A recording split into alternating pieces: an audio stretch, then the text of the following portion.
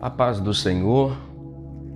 Eu queria ler um texto com você que se encontra em 1 Coríntios, capítulo 9, versículo 16, palavras do apóstolo Paulo sobre a sua visão e a sua missão.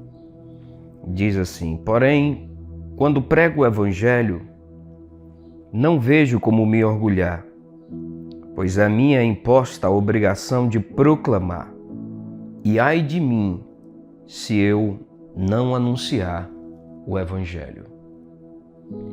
Eu queria nesse momento falar um pouco sobre o exemplo de uma igreja no interior do Peru. Essa igreja, ela ensina para nós como nós temos que dedicar nossa vida a Deus, a Jesus. Essa igreja traz para nós o exemplo de sacrifício, de como realmente nós devemos servir a Cristo. Eu não sei se você já ouviu falar sobre o Sendero Luminoso. O Sendero Luminoso é um grupo paramilitar no Peru, comunista. E certa vez esse grupo, muito bem armado, entrou em uma igreja cristã, em uma igreja evangélica, e ali eles capturaram o pastor e disse para todos aqueles que estavam no interior daquela igreja: quem quiser negar a sua fé, saia.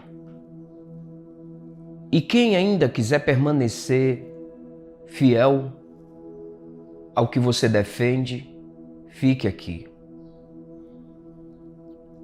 Algumas pessoas saíram, se reuniram e saíram. Algumas outras se entreolharam, pai olhando para filho, filho olhando para pai, mãe olhando para filho, marido para esposa, e confirmaram que iriam ficar. Não precisou falar nada, bastava um olhar para o outro. Mesmo sabendo que, ficando ali, elas estavam correndo o risco de morrer. Naquele exato momento, quando alguns saíram e outros ficaram, um bom número saiu e outro grupo permaneceu na igreja, os que estavam dentro da igreja ouviram estampidos de tiros lá fora e ficaram assustados.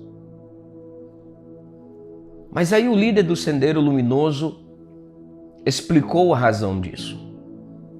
E ele disse: não vamos matar vocês, porque nós temos profundo respeito por aqueles que amam aquilo que defendem e são capazes de morrer pela causa. Aqueles que saíram eram covardes, negaram a sua fé e por isso mereciam morrer. Nós admiramos quem é capaz de morrer pela causa. E eles simplesmente foram embora e deixaram aquelas pessoas ali no interior daquela igreja no Peru. Isso é uma história real, é um fato real acontecida alguns anos atrás no interior do Peru. Aconteceu com o Sendero Luminoso. Alguém certa vez já disse, e eu concordo, uma frase que deve marcar nossas vidas no que diz respeito ao cristianismo, no que diz respeito a missões, no que diz respeito a nós vivermos por aquele que morreu por nós. Alguém disse assim: se você ainda não descobriu uma causa pela qual morrer, então você não merece viver. Se você ainda não descobriu uma causa pela qual morrer, você não merece viver. É esse o meu e o seu desafio no que diz respeito ao cristianismo, no que diz respeito a missões, no que diz respeito ao evangelho. Existem pessoas no mundo inteiro hoje, principalmente nos países de cortina de ferro, nos países fechados, onde o evangelho não pode entrar, que elas estão arriscando suas vidas e dando suas vidas por este evangelho, por esta palavra. Eu coro de vergonha no meu evangelho quando eu vejo exemplos assim. Nós aqui no Brasil ainda temos liberdade de expressão religiosa, ainda temos, não sei até quando. Talvez o que a igreja evangélica brasileira precise seja de uma perseguição, para que nós possamos purificar aqueles que são cristãos verdadeiros, que estão dispostos a morrer por Cristo, ou aqueles que estão apenas seguindo uma moda, apenas se acostumaram com o Evangelho.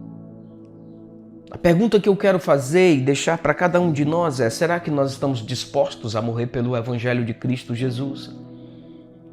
Será que nós podemos dizer as palavras de Paulo quando os discípulos se cercam ao redor dele e ele diz que está indo para Jerusalém, vai morrer? Quando Paulo está dizendo que não só está disposto a morrer não só a sofrer por Cristo, mas a morrer, será que nós estamos dispostos? E ele diz aqui nesse texto que nós lemos: ai de mim se eu não pregar o Evangelho. Será que nós já temos essa consciência de que nós temos que pregar o Evangelho de Cristo Jesus a todo custo, a todo preço, e o preço mais alto que nós temos que estar dispostos é morrer pela causa do Evangelho? Porque aquele que morreu por mim e por você é digno. Lembra dos irmãos moravianos? Quando o navio estava saindo, ele levantou a mão para o céu e disse: o Cordeiro é digno de todo louvor, de toda honra e de toda glória. Que o Cordeiro seja digno pelo meu e o seu sacrifício. Que Deus em Cristo Jesus te abençoe.